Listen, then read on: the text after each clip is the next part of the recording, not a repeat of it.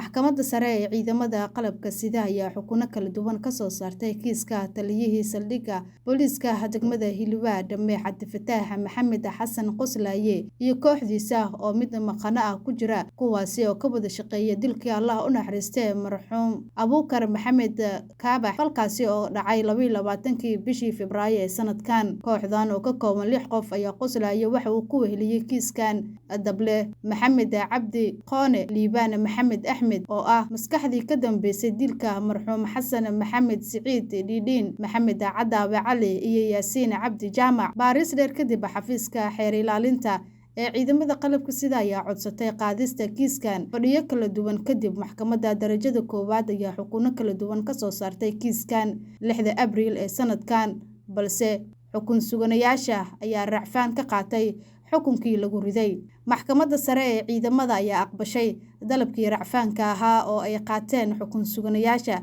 10kii bishan ayaa waqtiga ku filan siisay dhinaca dacwadaha iyadoona ugu dambeyn maanta xukun ka soo saartay kiiskan. Ex Dame Cabdifataax Maxamed Xasan Qoslaaye iyo 2 ex Dable Boqol Maxamed Cabdi Maxamed Qoorane ayaa Maxkamadda Sare ee Ciidamada ku xukuntay dil toogasho ah waana qisaasta marxuum Abuukar Axmed Kaabax. Liibaan Maxamed Axmed oo maqano ah ayaa lagu xukumay xabsi daa'in ah halka Maxamed Cadaawe Cali, Yaasiin Cabdi Jaamac iyo Xasan Maxamed Siciid Dhiidhiin ay maxkamadda sare ku xukuntay min 7 sano oo xabsi ciidan ah sida uu warbaahinta u sheegay Sareeyo Guute Liibaan Cali Yarow gudoomiye